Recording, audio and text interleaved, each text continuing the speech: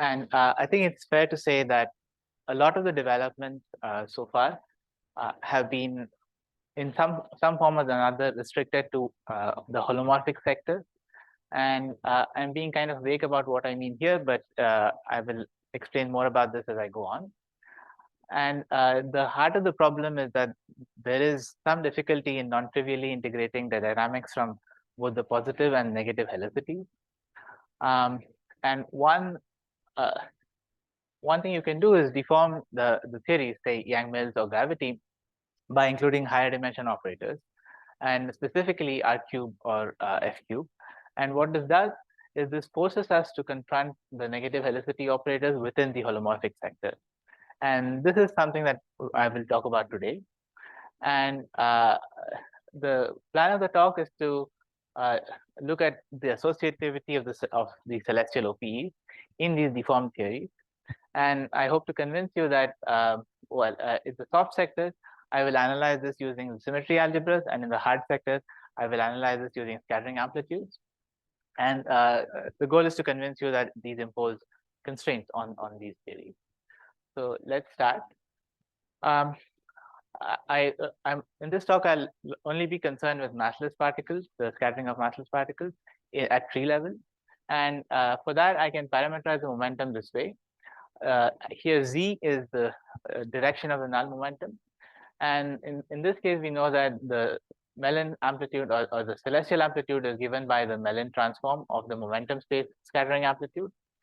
And throughout this talk, I will refer to the spin of the particle by SI, because H and H bar are taken to be the conformal dimensions.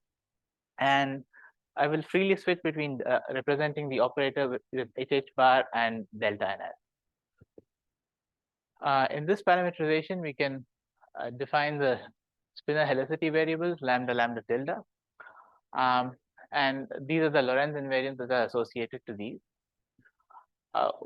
And as Zi approaches Dj, the insertions on the celestial sphere approach each other.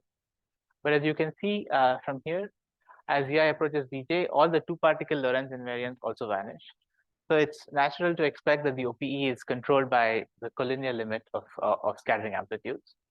And this is a good thing, because in general, we know that scattering amplitudes factorize on poles of when some subset of the external momenta go to 0. In the specific case of the collinear limit, these factorize into a 3-particle amplitude times an n-1 particle amplitude. And this factorization completely determines the OPE. This is very good news, because the 3-particle amplitude, we have it under control. 3-particle amplitudes involving massless particles are completely determined by Poincare invariance. And here there are, I just write them down to distinguish between two kinds of 3-particle amplitudes. One, what I call anti-holomorphic, and the other I call them holomorphic. And this is just because the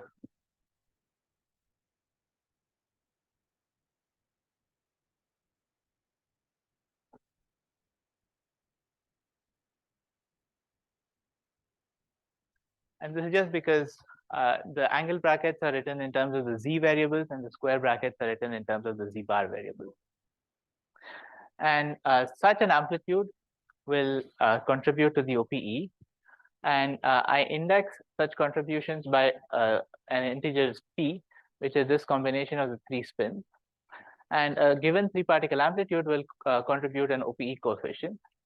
And this OPE coefficient is just a beta function of the conformal dimensions. And I think this OPE coefficient is probably the most derived object in celestial holography, as evidenced by a number of authors who derived it from various perspectives. So as an example, let us talk about the OPE of two positive helicity gluons. This is going to be the workhorse of my talk. So once I've included higher derivative corrections, there are three such three-particle amplitudes. This is the usual three-particle amplitude, which is which is Einstein gravity, and is deformed by an R cube operator, and this is the corresponding amplitude. And finally, there is also an amplitude involving two gravitons and a scalar, which is given by this. And one thing I forgot to mention here is that it is sometimes conventional to relate different couplings by parity, but here I have not assumed any such relation. So kappas with different S1, S2, S3 are considered completely independent. So all of these amplitudes contribute to the OPE, and each contributes a specific term. Now, there's a small subtlety that I have not mentioned yet. The three-particle amplitudes famously vanish in Minkowski space. So in writing them down, I'm assuming that I'm in either in Klein space or I'm dealing with complexified momenta. And if that happens, the OPE, in the OPE, Z and Z bar are completely independent. So even if Z1 approaches Z2, it's not guaranteed that Z bar 1 and Z bar 2 are close to each other. But and that corresponds to these dots here. This includes a contribution from an infinite tower of Z bar descendants. These descendants are completely fixed by demanding that the OPE, both sides of the OPE are covariant under conformal transformations. They will not play any role in my talk, so I've just not written them down to avoid complications. So let's talk about some features of the three-point amplitude of the OPE. One assumption we've made is that there are no massless higher spins, and that is the reason why vertically this is not an infinite tower. If I assume that there are massless higher spin particles, then there is an infinite number of contributions. And finally, you will notice that the OPE coefficients have poles in delta 1 and delta 2. And these poles have a physical interpretation in terms of conformally soft limits. And that is something we can see. So as I mentioned, the celestial amplitude is just a Mellin transform of the momentum space amplitude. If we assume that the momentum space amplitude has a Laurent series expansion in omega 1, with the most divergent term being 1 over omega, which is the Weinberg pole, then the convergence analysis will tell you that the celestial amplitude has a pole whenever delta is 1, 0, -1, and so on. And it was shown in this paper that the residue on this pole is captured by a compact contour in omega space. And we refer to these limits as the conformally soft limits. And this is just equivalent to picking out a coefficient in the Laurent series expansion of the amplitude. And these are the poles that are reflected in the OPE.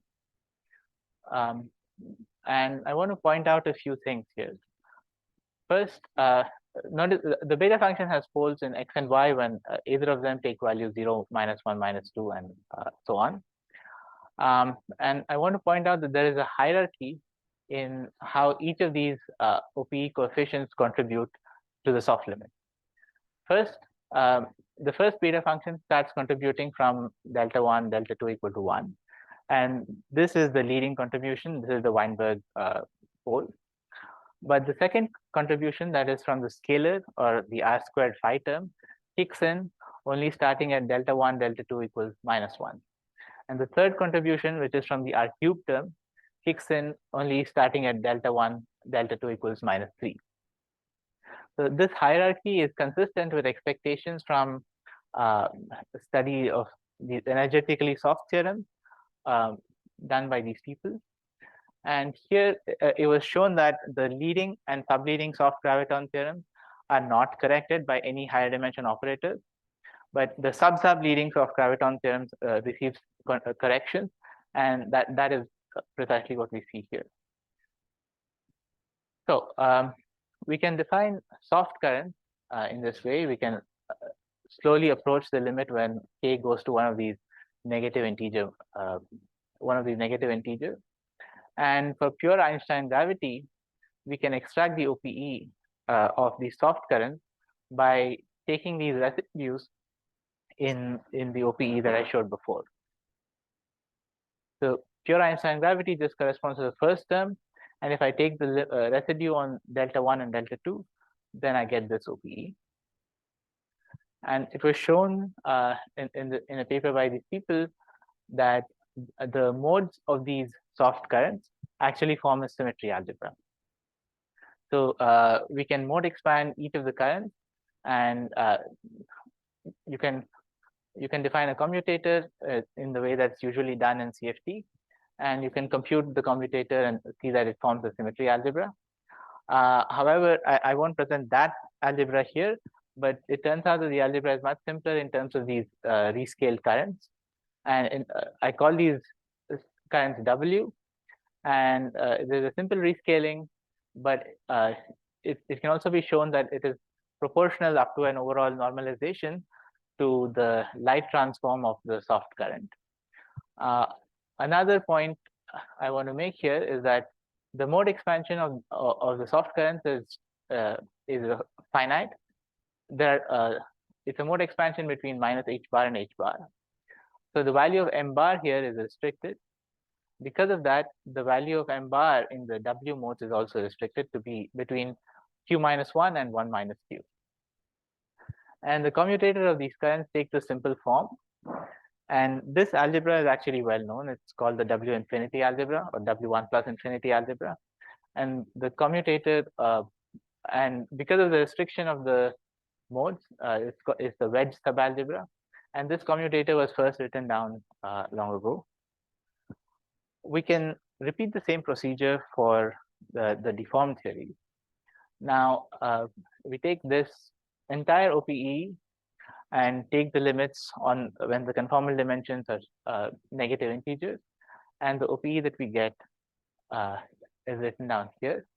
And once again, we can rescale the currents by light transforming the soft currents, and we can compute the resulting algebra. I want to point out here that there are now three kinds of contributions. There is WQ2, which is the current from the soft graviton, WQ0, which is the current from the scalar, and Q minus 2, which corresponds to the contribution from the negative helicity graviton. And we computed the commutator of these currents, and the algebra takes this form with the coefficient n defined here, and these are just the Pockemer simples. Now, I want to point out that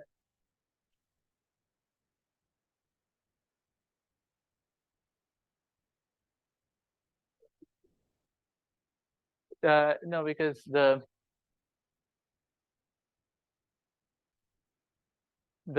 OPE with kappa 2 to 2 involves negative helicity particles. So all I meant was there is a contribution from the negative helicity particles.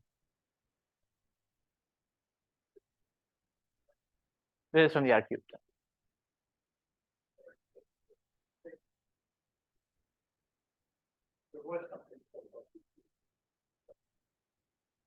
Yeah, this is WQ2, this is WQ0, and this is WQ minus 2.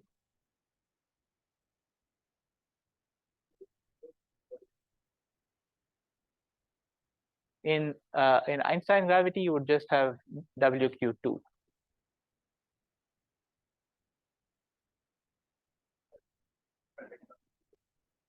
Yeah.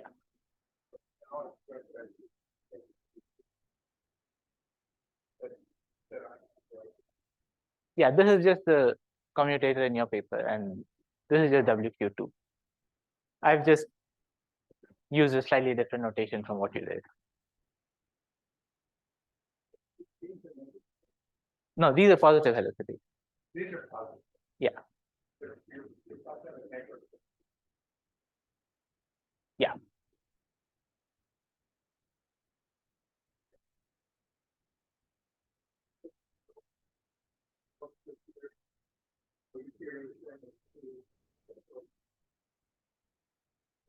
Well, it's just, yeah, I'm just keeping track of the operator it's coming from. If I'm taking the residue of an operator with positive spin, then I call it WQ2. So in this limit, for example, in this list, O plus to this corresponds to Einstein gravity. And when I take the soft limit of this is what I call WQ2. The soft limit of this is what I call WQ0. The soft limit of this is what I call WQ minus 2. WQ0 is the scalar, WQ2 is the graviton.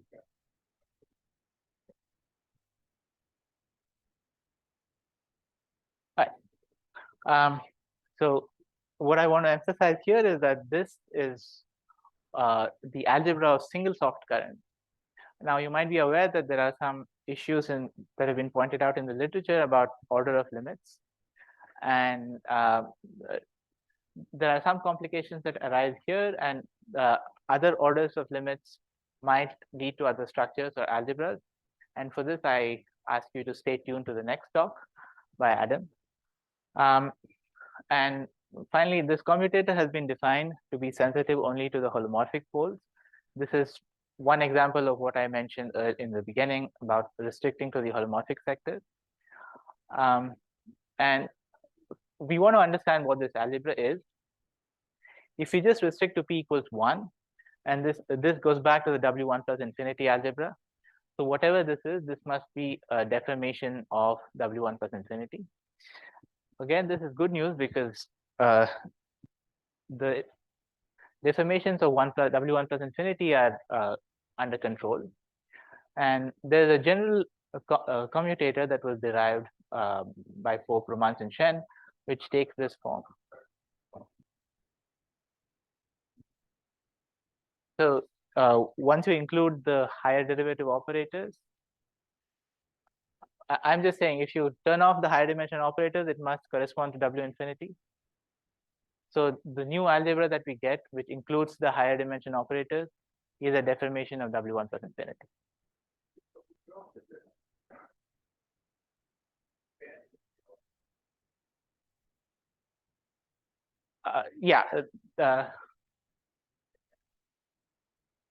We're adding more currents to W1 plus infinity. And whatever this is, if we turn off these higher dimension currents, it must reduce to W1 plus infinity. And there are studies of this in the literature, as you also know, in adding higher spin currents. And that's what I was referring to.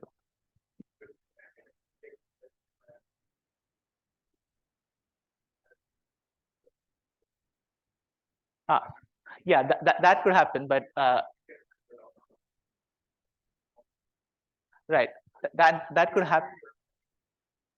Yeah, the case you're talking about happens if I add odd spins. If I add the gluons, for example, they transform in a representation of W infinity, and it's not a deformation of W infinity. But for the specific case of adding the negative helicity graviton and the scalar, as I will show you, it actually corresponds to adding new currents and deforming the W infinity algebra. So this general structure of the big W infinity is worked out. And there are a couple of things here, so let me unpack. CQ is the central charge.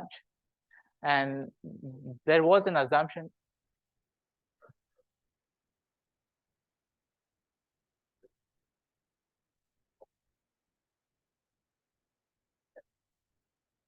Yeah.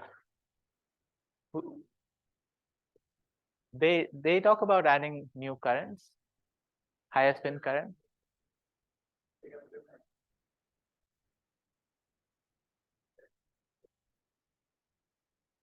I don't think that's completely accurate, because the commutator in W infinity involves just the spin 2 current, but in this it involves spin 2 and higher.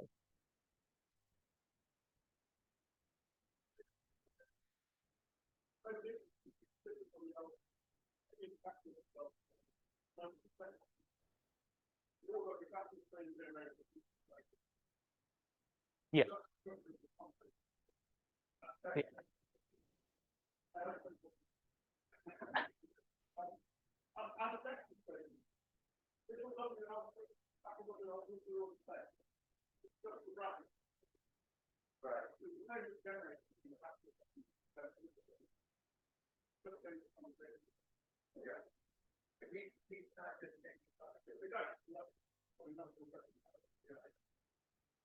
Yeah, and it's confusing why I don't fully understand why they match, but um, and it seems to be related to the fact that there's an extra label here, but it's not fully clear what it does. But if you look at the structure, what I want to point out is that if you look at the structure of this big W infinity, um, okay, there are three things here. There's the central charge, and there are these structure constants. And the structure constants have this big hypergeometric function sitting here. And the role of this hypergeometric function is to ensure that this sum truncates. It supplies non-trivial zeros, which ensures that even though the sum is written as going from p equals 0 to infinity, this truncates. But there is a special value of mu, which is the deformation parameter. And for this value, the hypergeometric function just reduces to 1. And that's minus half. And then you see that this commutator is identical to the one I showed you before, because the only thing left is this polynomial n, which exactly corresponds to the polynomial that appears here. And let's compare the two. I've written them down here. The one on top is the commutator that I get from the soft current algebras by adding the higher dimension currents, that is the negative helicity and the scalar. The one at the bottom is the W infinity algebra that at the specific value of mu. Of course, the first thing to note is that there's no central charge in the first algebra, but that is kind of expected because we were at tree level so far. The second thing to note is that there's only one free parameter q in this theory, in this commutator, but we seem to have 3 coupling constants. The third difference is that the sum in the W infinity, now the sum doesn't truncate because the hypergeometric function has been set to 1. However, here the sum seems to truncate because we've only included contributions from the negative helicity graviton, scalar, and the positive helicity graviton. But this difference is easily remedied by including all the higher spins. Whether we want to do it or not is a different question. But the final feature that I want to mention is that within the wedge, that is within the restriction, given the restriction that the modes are restricted to these values, all of these, all the algebras are equivalent. In other words, I can do a renormalization of this algebra and end up with this algebra with a non-zero hypergeometric function. So what I want to mention is that if I add the higher spin currents, that within the wedge, this algebra seems identical to W infinity, the big W infinity, at least formally, as far as the commutator is concerned. But there is one final difference that was the fly in the ointment. As I mentioned, there's only one free parameter here, but we have multiple free parameters. And indeed, if you compute the Jacobi identity, the Jacobi identity fails for generic values of the coupling constant. And if you demand that it actually is satisfied, it imposes specific constraints on the coupling constant. And not only that, it requires that there be specific 3-point amplitudes. So in addition to the graviton scalar amplitude, you must also have a vertex which involves 2 scalars and a graviton. So let us now look at the constraints in more detail. Let's just focus on this for now. There are 2 constraints that I've written in red, and there's one which is not colored. The equations in red are just telling you about the equivalence principle. and similar constraints can be derived for the gluon scalar sector, and here they're just a consequence of gauge invariance and charge conservation. However, the other constraints are novel and their role is less obvious, but nevertheless, they seem to be imposed by the symmetries. Now, I want to point out here that these sorts of constraints were also derived by Weinberg himself by soft theorems, and specifically something like the conservation of charge, and the equivalence principle can be derived from the soft graviton and soft photon theorems.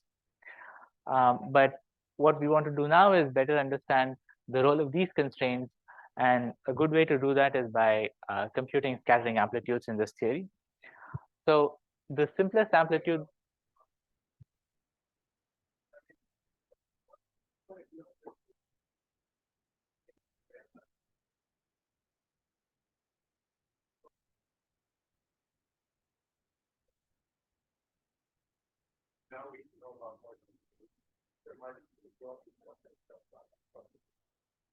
Yeah, that might be.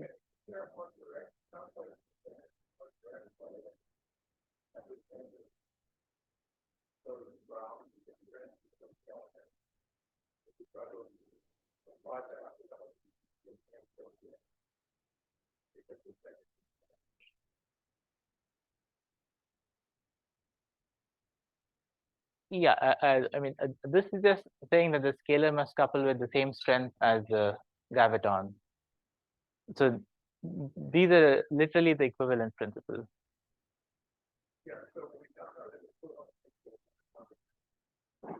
Yeah.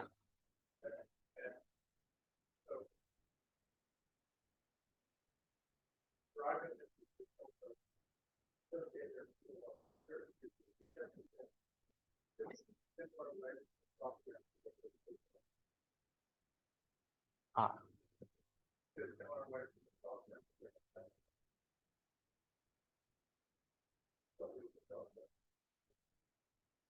I haven't thought about it, but it would be interesting to see a much more straightforward derivation of this.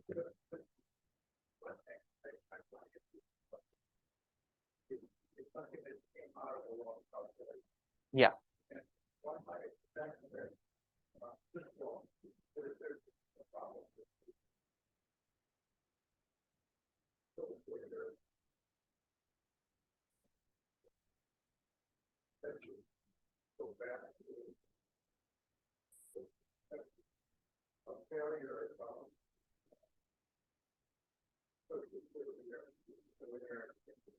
Yeah, and that will be the second part of the talk.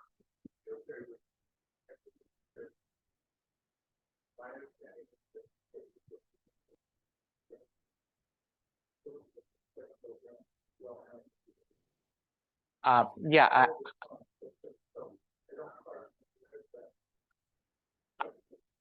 I think the heart of the problem are these multi-particle poles, and I will the rest of the talk is focused on amplitudes and collinear limits of amplitudes, and because of this, the collinear limits don't actually satisfy the um, associativity condition, and I will derive a precise equation of constraints on amplitudes which follow from associativity, which are just for metal field. Yeah. But the requirement is celestial, the associativity of the celestial OPE, and that I will translate into a statement about amplitudes.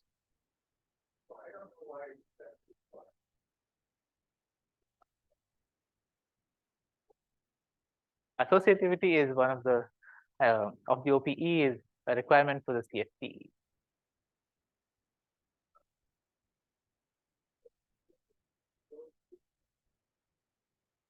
Isn't that at the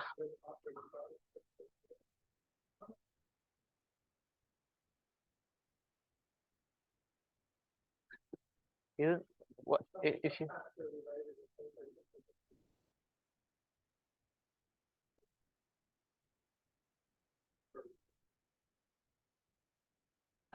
here, but next I will just talk about amplitudes which are not soft, which don't involve soft currents, and there I would assume that if you don't have a celestial, if you don't have an OPE in the theory which is associative, it, I, I would assume that is a requirement for defining a CFT.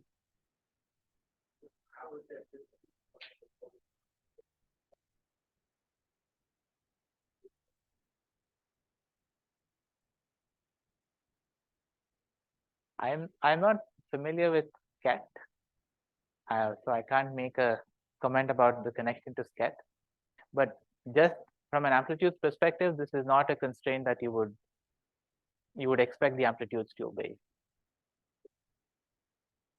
So you will see that if I translate the statement of associativity to amplitudes language, it's not something that must be obeyed by the theory.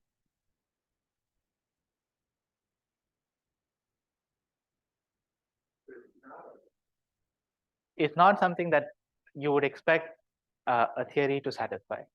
So let me tell you the constraint. The constraint is that the all plus helicity amplitude must vanish, but it's not necessary that you wouldn't expect that if you find a theory with in which the all plus amplitude is non-zero, you wouldn't expect that there's something wrong with it. But that would define a CFT without an associative OPE. Whether or not,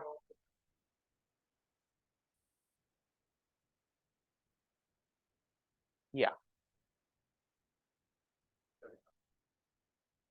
Sorry?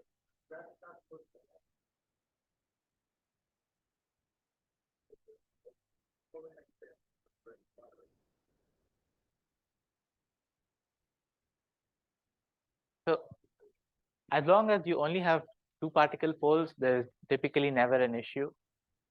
The issue starts occurring when you start including multi-particle poles, that these factorization channels will depend on 3 particles and more. Then it's not at all guaranteed that the OPE, the collinear expansion is associated. Let me tell you the statement that I am calling associativity of the collinear expansion, and maybe you will disagree with that, but so yeah, what I want to do is get a better understanding of these constraints by computing some amplitudes. And the simplest amplitude to compute is the all plus amplitude. In Einstein gravity, it's so simple that it vanishes.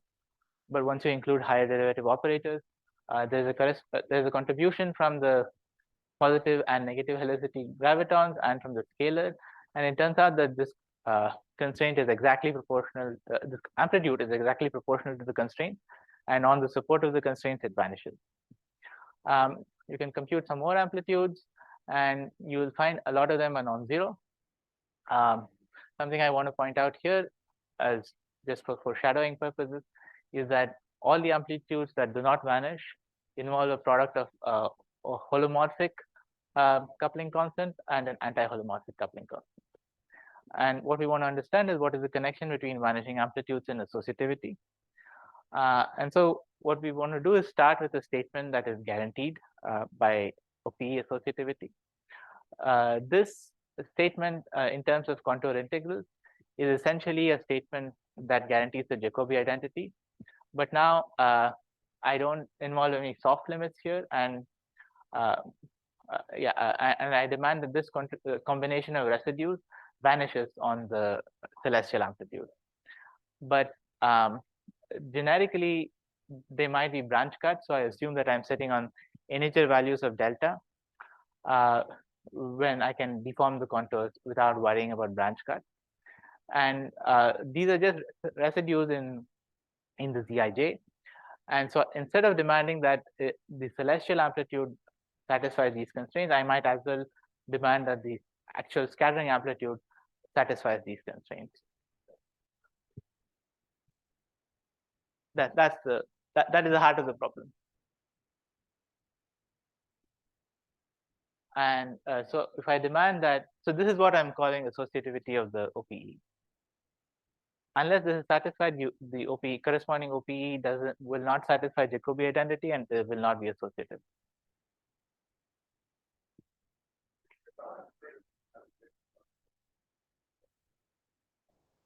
the scattering amplitude.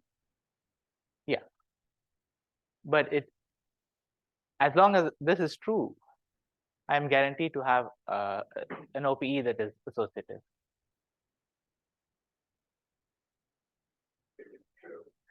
If this is true,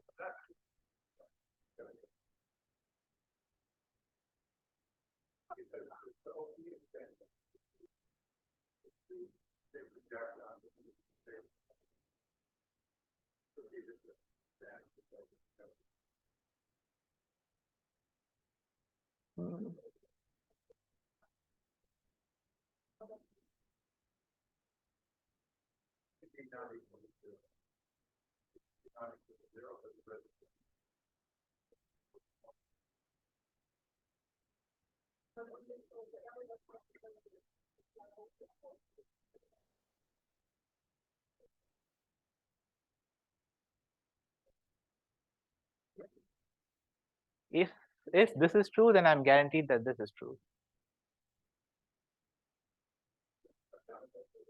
Not that. So yeah, what I'm claiming is that this is a check of the associativity. I'm not claiming that this guarantees associativity.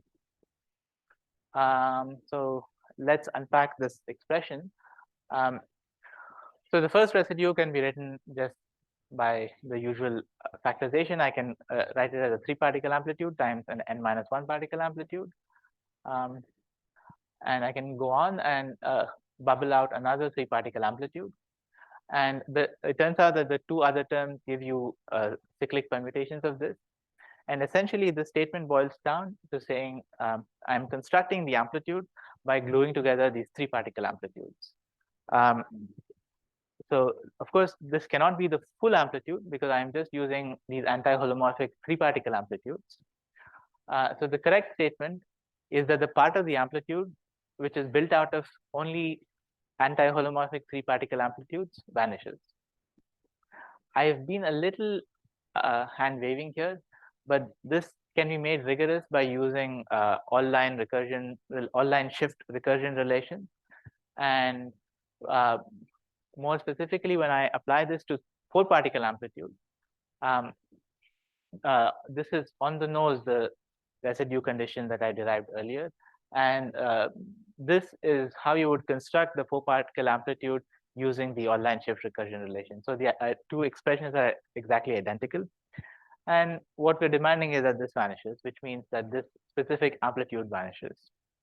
Now, you might think that this makes a lot of amplitudes vanish, but it turns out that there is only one amplitude you can construct at 4 points, which using only anti-holomorphic vertices, and that is the all plus amplitude. This can be seen by just looking at the different factorization channels.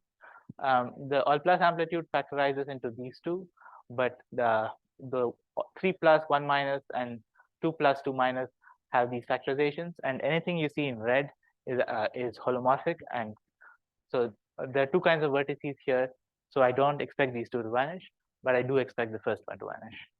And this is exactly what you saw earlier when I showed you expressions of the amplitudes. So I'm almost at the end of the talk.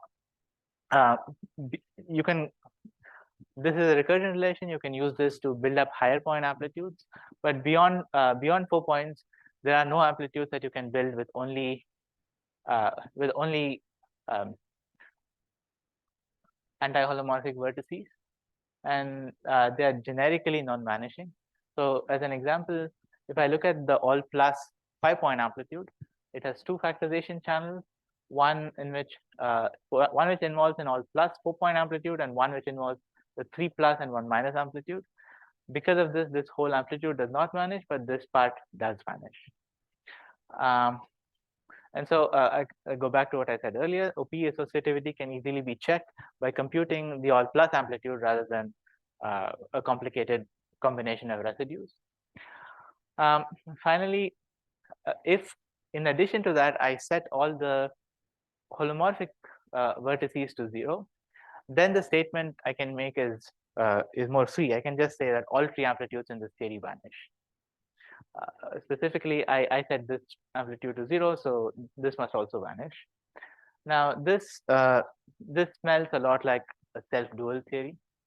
So let me end with some speculations and comments. The soft current algebra that we derived earlier by deforming Einstein gravity with higher derivative operators looks a lot like W infinity, and within the wedge, it matches exactly. But for this, for the exact match, we have to include the higher spin operators.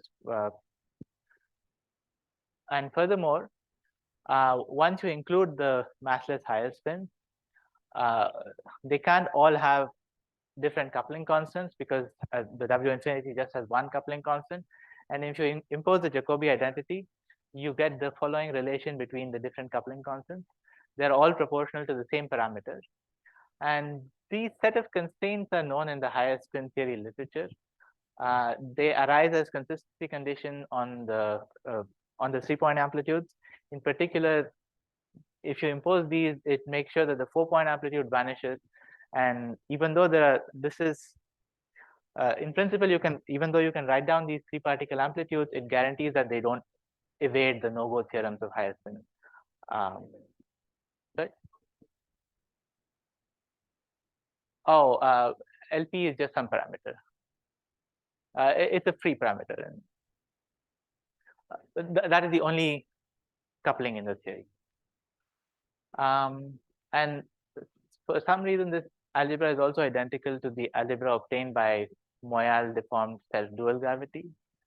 And the connection is not, I'm not sure why this connection exists, but it seems to exist. The lack of associativity, in general, over the past few months, we've seen some papers which connect the W symmetry to the kinematic algebra of the operators. And the statement about lack of associativity is essentially the statement that the kinematic algebra has structure constants which don't satisfy the Jacobi identity. Yeah, and as I mentioned, if we decouple the holomorphic sector completely by setting all those coupling constants to 0, then all tree-level amplitudes in this theory vanish. And this seems to be a deformation of self-dual gravity. And it also makes a little more sense now that the algebra that you get is related to Moyal self-dual gravity, but there are some differences, and I don't know how they're related. Finally, you can talk about one-loop corrections involving the negative helicity gluons. And it was shown in this paper by Costello and Peckett that they make the OPE non-associative. One could imagine repeating some version of these calculations here and trying to understand the effects of these loop corrections. So with that, thank you.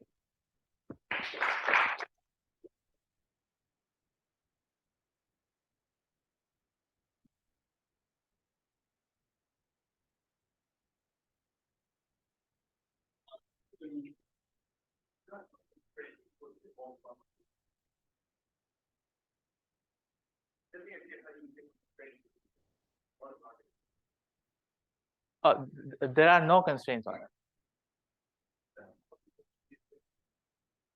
Yeah, the technical reason is that the 3 plus 1 minus amplitude is not all line shift constructible. So there are no statements I can make about it.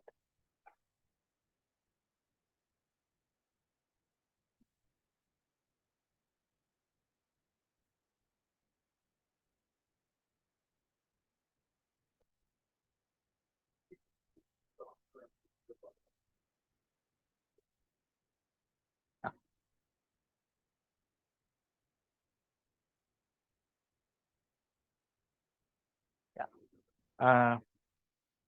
So the coupling R squared phi kicks in when delta 1 and delta 2 are -1. And the R cube coupling kicks in when delta 1 is -3 and delta 2 is -3. So this is consistent with the fact that the sub-subleading is not, the subleading is not modified, and R squared phi modifies the subleading. And R cube does not modify the sub-subleading, but it kicks in much the subleading soft graviton theorem.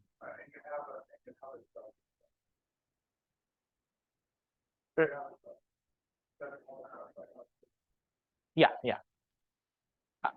I'm just saying, if you take the residue on, let's say, delta equal to 0, then I don't see these two at all. And only starting from delta 1 equals -1 do I see this, but I still don't see this. And only starting at delta 1 equals -3 do I see this. Kappa 222 corresponds to the R cubed, and this is the scalar. Mm-hmm. Yeah.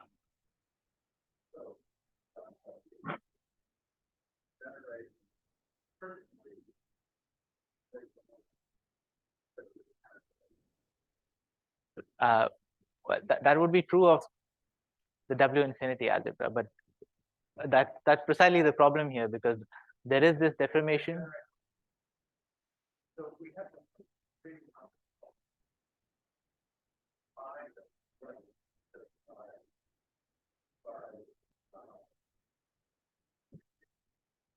But yeah, but that just amounts to saying, let us ignore the R cube deformation.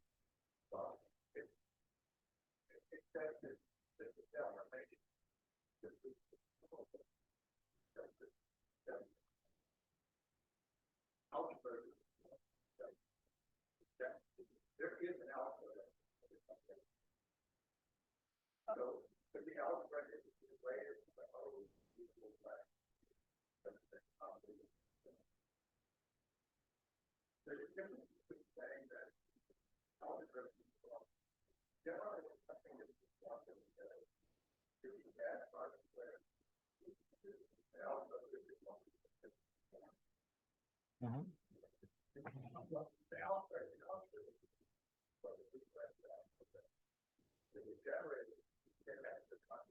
Yeah, yeah. Mm-hmm.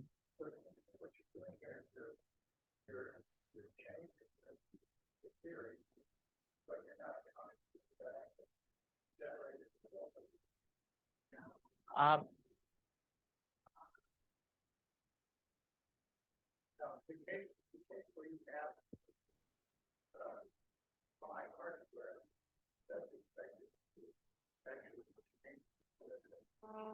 mhm.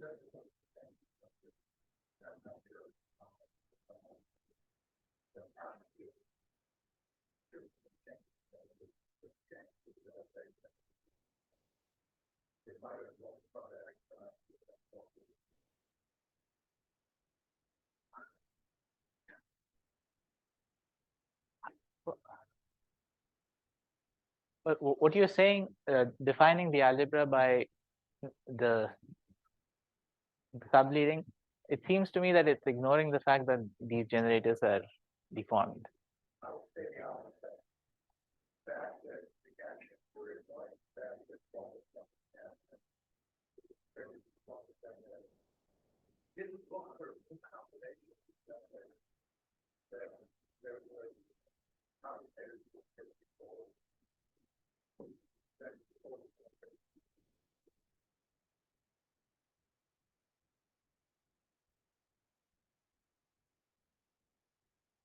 But does the fact that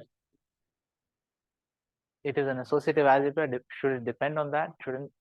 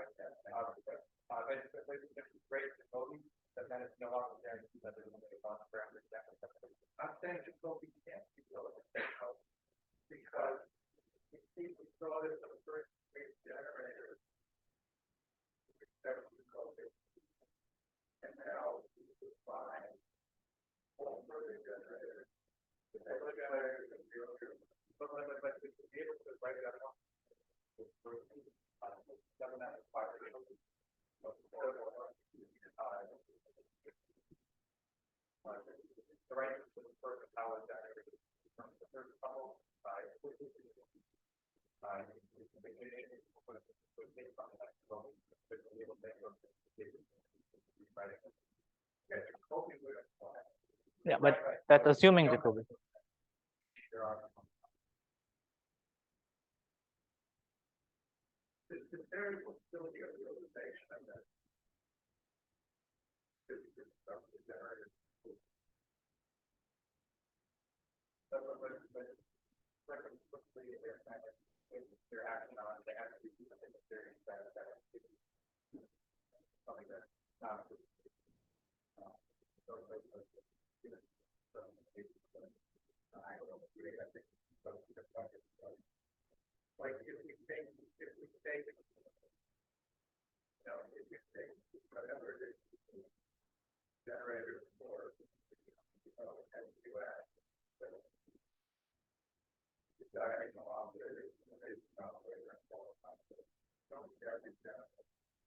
But what you can show is if